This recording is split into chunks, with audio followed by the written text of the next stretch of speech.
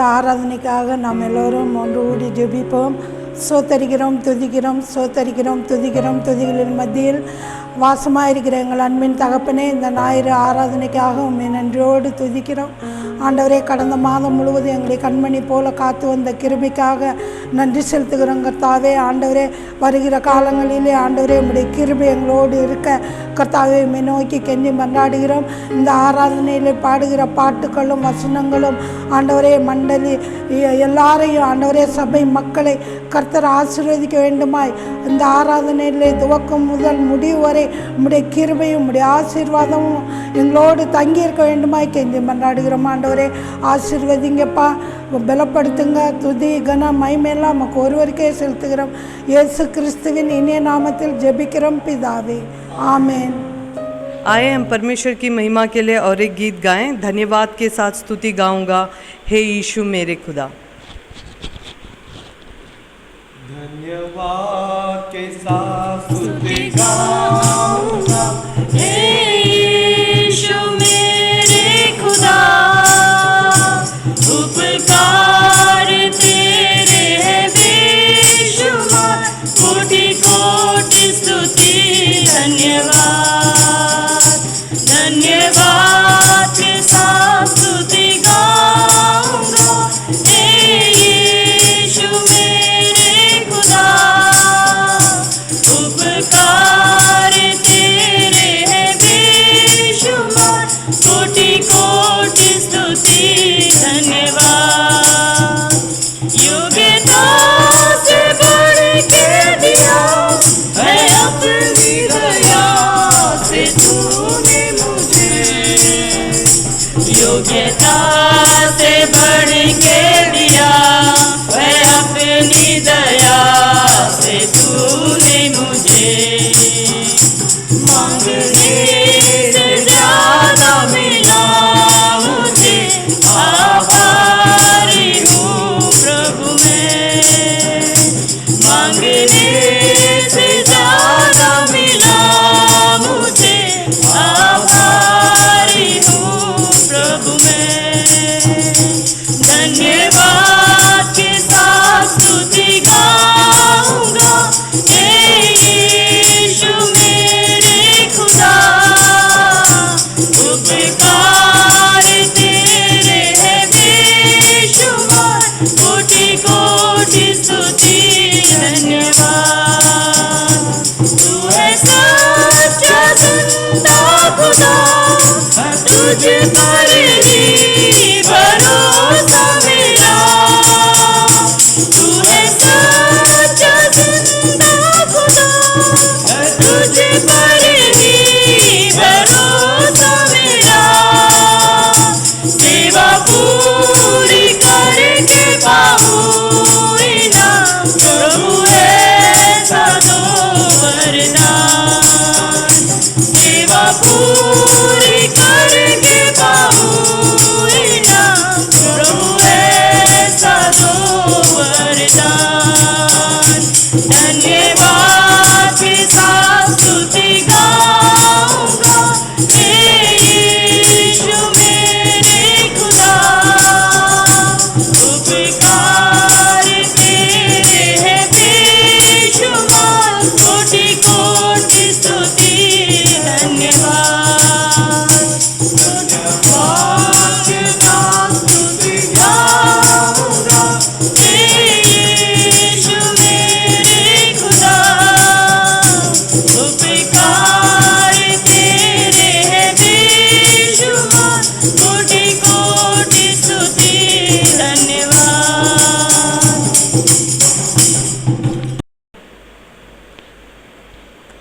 கர்த்தர் மகிமைக்காக நம்ம ஒரு பாட்டு பாடுவோம். மலைகள் விலகி போனாலும் பர்வதங்கள் பெயர்ந்து போனாலும். மலைகள் விலகி போனாலும் பர்வதங்கள் பெயர்ந்து போனாலும், மலைகள் விலகி போனாலும் பர்வதங்கள் பெயர்ந்து போனாலும், அவர் கிருபை அவர் இரக்கம் மாறாது எந்தன் வாழ்விலே. அவர் கிருபை அவர் இரக்கம் மாறாது எந்த வாழ்விலே. என்னை விட்டு விலகாத ஆண்டவர், அவர் ஒரு போதும் கைவிடாத சிநேகிதர். என்னை விட்டு விலகாத ஆண்டவர், என்னை ஒரு போதும் கைவிடாத சிநேகிதர். எனக்காக ஜீவன் தந்த இரட்சகர், என் வாழ்வில் என்றும் போதுமானவர். எனக்காக ஜீவன் தந்த இரட்சகர், என் வாழ்வில் என்றும் போதுமானவர். மலைகள் விலகி போனாலும், பர்வதங்கள் பெயர்ந்து போனாலும், மலைகள் விலகி போனாலும், பர்வதங்கள் பெயர்ந்து போனாலும், அவர் கிருபை அவர் இரக்கம் மாறாது எந்தன் வாழ்விலே. அவர் கிருபை அவர் இரக்கம் மாறாது எந்தன் வாழ்விலே. யெகோவா ராஃபா எந்தன் சுகமானவர், யெகோவா ரூவா எந்தன் மெய்ப்பரானவர். யெகோவா ராஃபா எந்தன் சுகமானவர், யெகோவா ரூவா எந்தன் மெய்ப்பரானவர். வழுவாமல் என்னை என்றும் காப்பவர், என் வாழ்வில் என்றும் போதுமானவர். வழுவாமல் என்னை என்றும் காப்பவர், என் வாழ்வில் என்றும் போதுமானவர். மலைகள் விலகி போனாலும், பர்வதங்கள் பெயர்ந்து போனாலும், மலைகள் விலகி போனாலும், பர்வதங்கள் பெயர்ந்து போனாலும், அவர் கிருபை அவர் இரக்கம் மாறாது எந்தன் வாழ்விலே. அவர் கிருபை அவர் இரக்கம் மாறாது எந்தன் வாழ்விலே. அல்லேலூயா. இந்த நாளிலே விசேஷமாக இந்த ஞாயிறு ஆராதனையிலே நாம் அனைவரும் ஒன்று கூடி உயிர்த்தெழுந்த நம்முடைய தேவனாக இயேசு கிறிஸ்துவின் திரு நாமத்திலே இந்த ஆராதனையை நாம் நடத்தும்படி, தேவனுக்காய் அவருடைய மகிமைக்காய் நாம் அவரை துதிக்கும்படி இந்த நாளை தேவன் நமக்கு கொடுத்ததுக்காய் கர்த்தரை ஸ்தோத்தரிக்கிறேன். இந்த நாளிலே விசேஷமாக அருமையான பிள்ளைகள் பாடின பாடல்களுக்காக தேவனை ஸ்தோத்தரிக்கிறேன். இந்த நாளிலும் கூட விசேஷமாக நம் மத்தியிலே மகாராஷ்டிரா மாநிலத்தில் பாம்பர்காடு என்கிற தாலுக்காவிலே கோட்டி என்கிற ஒரு சிறு குக்கிராமத்தில் மிகவும் வேதனையின் நடுவில் தன்னுடைய குடும்பத்தில் அநேகரை பறிகொடுத்து தானும் தற்கொலை செய்து கொள்ள வேண்டும் என்று இருந்த ஒரு ஆதிவாசி இளைஞர் பர்தான் என்று சொல்லக்கூடிய அந்த ஆதிவாசி குரூப்பிலிருந்து வெளியே வந்திருக்கிறார். அவர் தேவனை அறிந்த விதத்தையும் கர்த்தர் அவரோடு பேசின வார்த்தைகளையும் நாம் தெரிந்து கொள்ளும்படி இந்த நாளிலே நம் நடுவில் அவர் தன்னுடைய சாட்சியை பகிர்ந்து கொள்ளப் போகிறார். துதிப்போமாக. धन्यवाद करते स्तुति करते पिताजी, इस समय परमेश्वर पिता आपका अनुग्रह आपकी कृपा के लिए प्रभु जी परमेश्वर पिता प्रभु जी आशीर्वादित कर, प्रभु जी दया कर, कृपा कर राजा। इस प्रार्थना हम उद्धार करते यीशु के नाम से मांगते सुनर कर पिताजी, आमीन आमीन। मेरा नाम है यादव मडावी, என்னுடைய பேர் யாதவ் மடாவி. कोटी में रहता हूँ। भामरागढ़ एरिया है और तालुका भी भामरागढ़ है और गढ़चिरोली डिस्ट्रिक्ट है। கடிச்சொல்லி டிஸ்ட்ரிக்டில் நான் மகாராஷ்டிராவில் கோட்டி என்கிற கிராமத்தில் பாம்பர்காடு தாலுக்காவிலே வாழ்ந்து வருகிறேன். मेरा प्रधान समाज है, आदिवासी में आता है। நான் ஆதிவாசி இனத்திலிருந்து பர்தான் என்கிற ஒரு இனத்திலிருந்து வெளியே வந்திருக்கிறேன். मैं पहले हिंदू रिलीजन में था और मेरा पापा था, भाई लोग थे, 4-5 भाई लोग थे, एक ही ठिकान में रहते थे। நாங்கள் எல்லோரும் என்னுடைய 5 அண்ணா தம்பிகளும் என்னுடைய தந்தையாரும் தாயாரும் கோட்டி என்கிற கிராமத்தில் ஒன்றாக வாழ்ந்து வந்தோம். इसके बाद में क्या हुआ कि कुछ दिन में हमारे परिवार में नहीं क्या घर में नहीं क्या बकरी मरना बैल मरना ऐसे बहुत नुकसान होता था என்னுடைய வாழ்க்கையிலே மிகவும் எங்களுடைய வீட்டிலே மிகவும் கடுமையான காரியங்கள் நடந்தன. எங்களுடைய ஆடுகள் மாடுகள் எல்லாம் திடீரென்று மறிக்க ஆரம்பித்தன. मेरी मम्मी बोलती तो कहीं तो भी जाओ देवी देवता करोगे कि नुकसान हो रहा है करके हमारी मम्मी बोल रही थी पापा को. என் தாயார் என்னுடைய தந்தையாரை நோக்கி நம் வீட்டில் எல்லா மிருகங்களும் செத்து கொண்டிருக்கின்றன, எனவே நீங்கள் எங்கேயாவது ஒரு மந்திரவாதியிடம் சென்று ஏதாவது மந்திரங்கள் செய்து பூஜைகள் செய்து எப்படியாவது நம் வீட்டை காப்பாற்றுங்கள் என்று சொல்லி எங்கள் அம்மா சொல்வார்கள். लेकिन पापा ने उतना ध्यान नहीं दिया है. इसके बाद में पर प्राणी चले गया और इसके बाद में मनुष्य के ऊपर आया है. और मैं मेरा भाई लोग एक के पीछे एक, मेरी बहन मर गई, उसके बाद में मेरा बड़ा भाई मर गया, उसके बाद में छोटा भाई मर गया, इसके बाद में भाभी लोग भी मर गई है. இதன் பிறகு என்னுடைய வீட்டில் இருக்கிற விலங்குகள் பறவைகள் எல்லாம் மறித்தது பிறகு நாங்கள் எவ்வளோ பூஜைகளை எல்லாம் செய்தாலும் கடைசியாக எங்கள் வீட்டிலே என்னுடைய சகோதரி என்னுடைய சகோதரர்கள் ஒன்றன் பின் ஒன்றாக மறிக்க ஆரம்பித்தார்கள். என்னுடைய மூத்த சகோதரர் முதலில் மறித்தார், அதுக்கு பிறகு என் சகோதரி, அதற்கு பிறகு இன்னொரு சகோதரன், பிறகு இன்னொரு சகோதரன் என்று சொல்லி எல்லோரும் மறித்து போனார்கள்.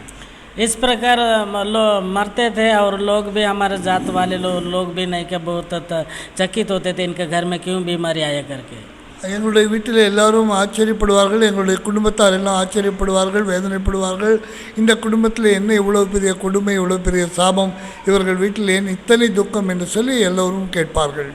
आखिरी में हमारी जो छोटी भाभी गुजर गई तब नहीं क्या वो 7 पुजारी लोगों को लाए लेकिन अच्छी नहीं हुआ. என்னுடைய அண்ணியோடைய தந்தையாரும் அண்ணியும் மறித்து போனார்கள். அப்போது அவங்கள் குடும்பத்திலிருந்து 7 பூஜாரிகளை கொண்டு வந்து பெரிய பூஜைகள் எல்லாம் நடத்தினார்கள். ஆனாலும் எங்கள் வீட்டில் சாந்தியோ அல்லது சமாதானமோ கிடைக்கவில்லை. उन पुजारी लोग बोले हम कितना अच्छा इसके बारे में नहीं कि हम पुजारी काम किए लेकिन ऐसे तुम्हारा घर में इतना विपत्ति आया हम कर सकते नहीं ऐसे बोले. உங்கள் வீட்டில் இருக்கிற துக்கத்தை எங்களால் ஒன்றும் செய்ய முடியவில்லை, நாங்கள் எத்தனையோ பூஜைகள் செய்து விட்டோம், வேறு ஒன்றும் செய்ய முடியவில்லை என்று சொல்லி அவர்கள் சொல்லிவிட்டார்கள். अभी हमारा घर में इतना तो तकलीफ था और मैं ये कि मेरा बड़ा भाई है और मेरा मैं हूँ और मेरी मम्मी थी और इसमें सो जाने से भी हमको बहुत बड़ा वैसे ऊपर से नहीं क्या बहुत बड़ा भौरा आकर नहीं क्या हमारे छाती में बैठता था, श्वास नहीं लेते थे, हम बहुत डर गए थे. எங்கள் வீட்டில் அநேகமாக எப்போது பார்த்தாலும் வியாதிகள், பெரிய சுவாசம் கூட எடுக்க முடியாத அளவுக்கு வீட்டில் பெரிய அழுத்தம், அவ்வளோ பெரிய கஷ்டத்தில் இருந்தோம், மிகவும் பயந்து வாழ்ந்து கொண்டிருந்தோம். और मेरा मुझे भी नहीं क्या 7 साल में इतना पेट में गोला था बहुत बड़ा और दवाखाने में गया तो भी अच्छा नहीं हुआ, पुजारी भी किया तो भी अच्छा नहीं होता था. என்னுடைய வயிற்றில் ஒரு பெரிய கட்டி உண்டானது. அது வயிற்றில் இருக்கும்போது நான் பூஜாரி இடத்தில் சென்றேன், டாக்டர் இடத்தில் சென்றேன், எத்தனையோ செலவு செய்தேன், ஆனாலும் அந்த கட்டி மறையவில்லை. நான் அதனாலே மிகவும் பயந்திருந்தேன். अभी मेरे को ये परिस्थिति में अभी कभी भी कल भी मरना है करके मैं दारू पीता था. எனவே என்னுடைய மனதில் மிகவும் துக்கம் உண்டானதினாலே நான் குடிக்க ஆரம்பித்தேன். நான் சாராயம் குடித்து வாழ ஆரம்பித்தேன். शांति नहीं घर में. इसके बाद में मेरा एक पड़ोसी था, वो विश्वास किया था और प्रार्थना में जाता था. वो चाहे अनपढ़ था, लिखा पढ़ा नहीं था, लेकिन उसने मैं प्रार्थना में जाता था, वो प्रभु को जानता है. என்னுடைய வீட்டின் பக்கத்திலே ஒரு விசுவாசி இருந்தார்கள். அவர்கள் படித்தவர்கள் இல்லை, அவர்கள் படிக்க தெரியாது, ஆனாலும் எங்கேயோ ஒரு இடத்துல இயேசு கிறிஸ்துவனுடைய ஆராதனைக்கு சென்று வருவார்கள். அவர்கள் எங்கள் வீட்டின் பக்கத்தில் இருந்தார்கள். நான் இப்படிப்பட்ட கஷ்டமான நிலைமையிலே குடித்து கொண்டு வேதனையில் இருக்கும்போது அவர் என்னை சந்தித்தார். मैं अभी टेलर काम करता था और घर में रहता था. कोई नक्सलवादी भी आते थे, उनका भी ड्रेस मैं सी कर देता था. நான் ஒரு டெய்லர், அதனாலே நான் நக்சலைட்டுகள் எங்கள் காட்டில் வரும்போது அவர்களுக்கு வேண்டிய உடைகளை கூட நான் தைச்சி தருவது உண்டு. அதே போல் என்னுடைய வீட்டிலும் யாராவது வந்து துணி தைத்தால் அதுக்காகவும் நான் துணி தைத்து கொடுத்து உண்டு. वो मैं विश्वासी लड़का 3 दिन मेरा पास ही बैठा था, वो काम नहीं कुछ नहीं वैसे चाहकर बैठा था. ஒரு நாள் என் பக்கத்து வீட்டில் இருக்கிற விசுவாசி 3 நாட்கள் எங்கள் வீட்டில் தங்கும்படி வந்திருந்தார்கள். என்னோடு உட்காந்து பேசிக்கொண்டே இருப்பார்கள். पहला दिन कुछ भी नहीं बताया, दूसरा दिन भी नहीं बताया, तीसरा दिन में वो ट्रैक्स दे दिया. முதல் நாள் அவர் வந்து என்னிடத்தில் பேசவில்லை. 2வது நாளும் சும்மா தான் இருந்தார்கள். 3ஆம் நாள் அவர் கையில் ஒரு கைப்பிரதி இருந்தது. அந்த கைப்பிரதியை எனக்கு கொடுத்தாங்க. उसने बोला मैं तो पढ़ा लिखा नहीं हूँ, लेकिन ये यीशु प्रभु का है, परमेश्वर का है, इसको पढ़कर मुझे बताओ समझाओ करके बोला. அவர் என்னிடத்தில் வந்து இதோ இந்த கைப்பிரதி எனக்கு படிக்க தெரியாது, நான் படித்தவன் இல்லை, நீங்கள் படித்த ஆள், எனவே இதை படித்து எனக்கு கொஞ்சம் இது என்ன எழுதியிருக்கு என்று சொல்லுங்கள். நான் இயேசுவை நம்புகிறேன், ஆனால் இது எழுதியிருக்கிறது என்னென்னு எனக்கு தெரியவில்லை என்று சொல்லி இதை படித்து எனக்கு அர்த்தம் சொல்லுங்கள் என்று சொல்லி என்னிடத்தில் கேட்டார்கள். मेरा पास नक्सलवादी भी चिट्ठी देते थे और कोई भी हमको चिट्ठी देते थे, क्योंकि होटल टोला में एक ही पढ़ाई था मैंने. எங்களுடைய மொத்த கிராமத்தில் 5-6 கிராமத்தில் நான் ஒருவர் தான் 10வது வரை படித்தவன். எனவே எந்த கடிதங்கள் வந்தாலும் எது வந்தாலும் என்னிடத்தில் காண்பித்து படித்து காண்பிக்க சொல்வார்கள். அதே போல் இந்த பையனும் இந்த கைப்பிரதியை என்னிடத்தில் கொடுத்து அதை படித்து காண்பிக்கும்படி சொன்னான். मैंने उतना ध्यान नहीं दिया, लेके गया पेटी में रख दिया. அவர் கொடுத்தது நான் அவ்வளவாக லட்சியம் செய்யவில்லை. ஏதோ கொடுக்குறான் என்று சொல்லி என்னோடய பெட்டிக்குள்ளே வைத்து விட்டேன். और से तीसरे दिन आ गया और बोला मैं जो कुछ तो भी दिया, मेरा काम किया क्या बोला. அப்போது 3 நாளைக்கு பிறகு அவர் வந்தார்கள். நான் ஒரு புஸ்தகத்தை கொடுத்தேன்னா அதை படித்தீங்களா, அது என்னுடைய வேலை என்ன, அதை செய்தீங்களா என்னன்னு சொல்லுங்கள் என்று கேட்டார்கள். मैंने बोला क्या है, कोई नक्सलवादी को होगा क्या करके बोला. நான் நினைத்தேன் நக்சலைட் கொடுத்த ஒரு பத்திரிகையாக இருக்கும், எனவே அதை தான் கேட்குறானோ, என்ன நக்சலைட் ஏதாவது கொடுத்தார்களா என்று சொல்லி கேட்டேன். मैंने बोला कहाँ रखा, आपको देखा क्या करके बोला. फिर बाद में ढूंढने घर में रखा करके बोला और मैं ढूंढने गया. அப்போது அவர் இந்த இடத்துல எனக்கு எப்படியாவது படித்த காண்பீங்கள் என்றார்கள். நான் எங்கே வைத்தேன் எனக்கு தெரியவில்லை, வீட்டில் வைத்திருக்கேன் என்று சொல்லி அதை தேட ஆரம்பித்தேன். फिर उसका सामने मैं लाया और पढ़ाई चालू किया यीशु प्रभु का ट्रैक्स. तो मेरे को इतना अच्छा ढूंढने लगा और ट्रैक्स दिया था यीशु प्रभु का, फिर पेटी में रखा तो ढूंढने गया. நான் தேடி அந்த புத்தகத்தை கொண்டு வந்து அவரிடத்துல வாசிக்கும்படி கொண்டு வந்தேன். फिर ढूंढने के बाद मैंने वो चले गया, पेटी में रख दिया, जल्दी से मिल गया हमको और पढ़ने चालू किया. நான் அதை படிக்க ஆரம்பித்தேன். तो इतना अच्छा लगा मेरे को जीवन में, वो परमेश्वर प्रेम करता है और वो मनुष्य के जीवन में इतना शांति देता है करके वो ऐसा वचन पढ़े तो बहुत मुझे आनंद लगा. அந்த புத்தகத்தில் இப்படி எழுதியிருந்தது, கடவுள் என்னை நேசிக்கிறார், ஆண்டவர் என்னை நேசிக்கிறார், என் விதத்தில் இவ்வளோ அன்பு செலுத்துகிறார் என்று சொல்லி அந்த புத்தகத்தில் எழுதியிருந்தது. அதை படிக்கும்போது என் மனதில் ஒரு பெரிய சமாதானம், பெரிய சந்தோஷத்தை நான் உணர்ந்தேன். लोग बहुत सारे लोग हम विश्वास किया और चर्च में प्रार्थना के लिए जाना चालू किया. फिर मेरा बीमारी चले गई और मैंने निश्चय किया मैं सेवा करना है करके अभी सभी छोड़कर मैं सेवा में लगे. இயேசுவை நம்ப ஆரம்பித்தேன், திருச்சபைக்கு போக ஆரம்பித்தேன். இயேசுவை நம்பி நான் அவருக்காக வாழ்வது என்று சொல்லி நிச்சயம் செய்தேன். और मैंने TRM में ஜாயிண்ட் होकर मैंने सेवा कर रहा हूँ. இப்போது நான் TRM என்கிற சமஸ்தானத்தில் நான் சேர்ந்து கொண்டு ஆண்டவருக்காக ஊழியம் செய்து வருகிறேன். அல்லேலூயா. இந்த நாளிலே ஒரு அருமையான சாட்சியை கேட்டோம். मेरे प्रिय भाइयों और बहनों, आज हमने बहुत अच्छी गवाही सुनी. ஒரு ஆதிவாசி, மிகவும் அடர்த்தியான ஒரு காட்டுப்பகுதியில் வருகிற ஒரு ஆதிவாசி ஆண்டவருடைய வார்த்தையை கேட்டதினாலே அவருடைய வாழ்க்கையில் ஏற்பட்ட மாற்றத்தை குறித்து நாம் பார்த்தோம். एक आदिवासी भाई के गवाही हमने सुना है कि वो किस तरह यीशु मसीह को ग्रहण करने के बाद उनके जीवन में जो परिवर्तन लाया है, उस बात को हमने अभी सुना. ஒவ்வொரு வருடமும் நாம் குட் ஃப்ரைடே கொண்டாடுகிறோம், ஈஸ்டர் கொண்டாடுகிறோம், எல்லோரை போல நாம் கொண்டாடி கொண்டிருக்கிறோம். हर साल हम गुड फ्राइडे और ईस्टर बनाते हैं और हर लोगों की तरह हम बनाते हैं और उसे मनाते हैं. ஆனால் இந்த நாளிலே, இந்த ஞாயிற்றுக்கிழமை ஆராதனையில் நாம் விசேஷமாக ஒரு காரியத்தை கற்றுக்கொள்ள வேண்டும். लेकिन आज इस रविवार में हम एक नई बात को सीखेंगे. நாம் வேதத்தில் வாசிக்கிற லூக்கா எழுதின சுவிசேஷம் 1ஆம் அதிகாரத்தில் 28 to 33 வரை ஒரு வசனத்தை வாசிக்கிறோம். हम लूका रचित सुसमाचार उसका पहला अध्याय वचन 28 से लेकर 33 तक हम एक बात को देखते हैं. நாம் இப்படியாய் வாசிக்கிறோம். அவன் இருந்த வீட்டில் தேவதூதன் பிரவேசித்து, கிருபை பெற்றவளே வாழ்க, கர்த்தர் உன்னுடனே இருக்கிறார், இஸ்ரவேலுக்குள்ளே நீ ஆசீர்வதிக்கப்பட்டவள் என்றார். அவளோ அவனை கண்டு இந்த வார்த்தைகளை வைத்து இந்த வாழ்த்துகள் எப்படிப்பட்டதோ என்று சிந்தித்து கொண்டிருந்தாள். தேவதூதன் அவளை நோக்கி, மரியாளே பயப்படாதே, நீ தேவனிடத்தில் கிருபை பெற்றால் இதோ நீ கர்ப்பவதியாகி ஒரு குமாரனை பெறுவாய், அவருக்கு இயேசு என்று பெயரிடுவாயாக. அவர் பெரியவராய் இருப்பார், உன்னதமானவருடைய குமாரன் எனப்படுவார். கர்த்தராகிய தேவன் அவருடைய பிதாவாகிய தாவீதின் சிங்காசனத்தை அவருக்கு கொடுப்பார். அவர் யாக்கோப்பின் குடும்பத்தாரை என்றென்றைக்கும் அரசாளுவார். அவருடைய ராஜ்யத்துக்கு முடிவே இராது என்றார். स्वर्गदूत ने उसके पास भीतर आकर कहा, आनंद और जय तेरी हो जिस पर ईश्वर का अनुग्रह हुआ है, प्रभु तेरे साथ है। वह उस वचन से बहुत घबरा गई और सोचने लगी कि यह इस प्रकार का अभिवादन है। स्वर्गदूत ने उससे कहा, हे मरियम, भयभीत न हो, क्योंकि परमेश्वर का अनुग्रह तुझ पर हुआ है।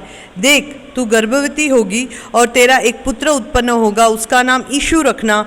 वह महान होगा और परम प्रधान का पुत्र कहलाएगा, और प्रभु परमेश्वर उसके पिता दाऊद का सिंहासन उसको देगा, और वह याकूब के घराने पर सदा राज्य करेगा, और उसके राज्य का अंत न होगा।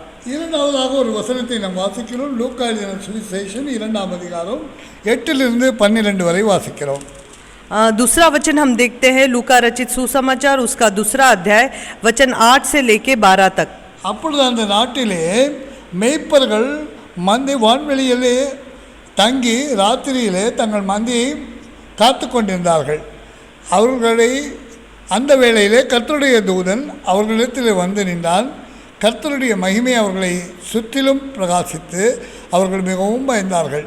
தேவதூதன் அவர்களை நோக்கி, பயப்படாதிருங்கள், இதோ எல்லா ஜனத்திற்கும் மிகுந்த சந்தோஷத்தை உண்டாக்கும் நற்செய்தியை உங்களுக்கு அறிவிக்கிறேன். இன்று கர்த்தராகிய கிறிஸ்து என்னும் இரட்சகர் உங்களுக்கு தாவீதின் ஊரிலே பிறந்திருக்கிறார். பிள்ளையை துணியை சுற்றி முன்னணியில் கிடக்க காண்பீர்கள், இதுவே உங்களுக்கு அடையாளம் என்றார். और उस देश में कितने गडेरे थे जो रात को मैदान में रहकर अपने झुंड को पहरा देते थे, और प्रभु का एक दूत उनके पास आ खड़ा हुआ, और प्रभु का तेज उनके चारों ओर चमका, और वे बहुत डर गए। तब स्वर्गदूत ने उनसे कहा, मत डरो, क्योंकि देखो मैं तुम्हें बड़े आनंद का सुसमाचार सुनाता हूँ, जो सब लोगों के लिए होगा, कि आज दाऊद के नगर में तुम्हारे लिए एक उद्धारकर्ता जन्मा है, और वह मसीह प्रभु है। और इसका तुम्हारे लिए यह पता है कि तुम एक बालक को कपड़े में लिपटा हुआ और चरनी में पड़ा पाओगे। மூன்றாவதாக நாம் வாசிக்கப் போகிற வசனம் மத்தேயு எழுதின சுவிசேஷம் 3ஆம் அதிகாரம் 1-2 வசனங்கள். அந்நாட்களில் யோவான் ஸ்நானன் யூதேயாவின் வனாந்திரத்திலே வந்து மனந்திரும்புகள், பரலோக ராஜ்யம் சமீபித்திருக்கிறது என்று பிரசங்கம் பண்ணினான். கர்த்தருக்கு வழியை ஆயத்தம் பண்ணுங்கள், அவருக்கு பாதைகளை செவ்வை பண்ணுங்கள் என்று வனாந்தரத்திலே கூப்பிடுகிறவனுடைய கர்த்தம் உண்டென்று ஏசாயா தீர்க்கதரிசியினால் சொல்லப்பட்டது இவனே. उन दिनों में मत्ती रचित सुसमाचार उसका 3 अध्याय वचन 1 और 2। उन दिनों में यूहन्ना बपतिस्मा देने वाला आकर यहूदियों के जंगल में यह प्रचार करने लगा, मन फिराओ, क्योंकि स्वर्ग का राज्य निकट आ गया है। यह वही है जिसकी चर्चा यशायाह भविष्यद्वक्ता के द्वारा की गई। जंगल में एक पुकारने वाला का शब्द हो रहा है कि प्रभु का मार्ग तैयार करो, उसकी सड़कें सीधी करो। நாம் நான்காவதாக வாசிக்கப் போகிறோம். மத்தேயு 28ஆம் அதிகாரம் 1-7 வரை நாம் வாசிக்கிறோம். ஓய்வு நாள் முடிந்து வாரத்தின் முதலாம் நாள் விடிந்து வருகையில் மகதலேனா மரியாளும் மற்ற மரியாளும் கல்லறையை பார்க்க வந்தார்கள். அப்பொழுது பூமி மிகவும் அதிரும்படி கர்த்தருடைய தூதன் வானத்திலிருந்து வந்து வாசலில் இருந்த கல்லை புரட்டி தள்ளி அதன் மேல் உட்கார்ந்தான். அவனுடைய ரூபம் மின்னலை போலிருந்து, அவனுடைய வஸ்திரம் உறைந்த மலையைப் போல வெண்மையாக இருந்தது.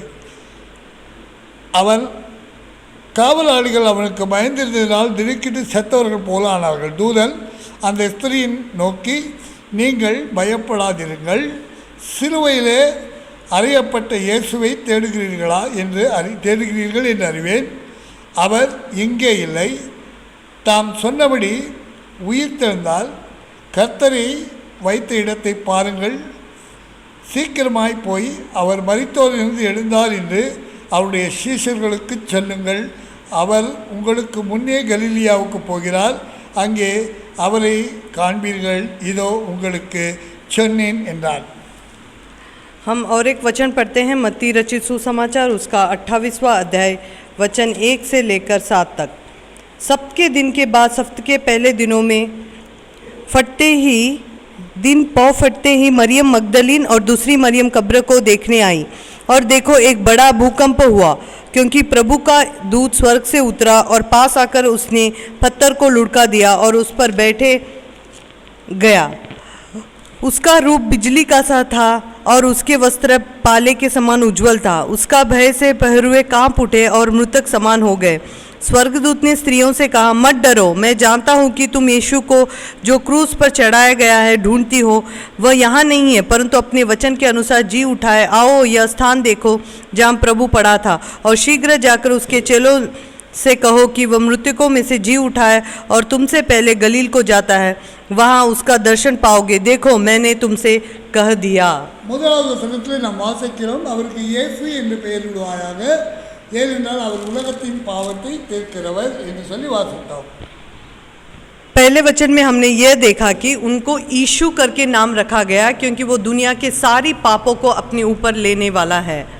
இரண்டாவது வசனத்தில் நாம் வாசித்தோம், தூதர்கள் மெய்ப்பொருளை பார்த்து பயப்படாதீர்கள், உங்களுக்கு ஒரு சந்தோஷமான சமாச்சாரம் என்று சொல்லி பார்த்தோம்।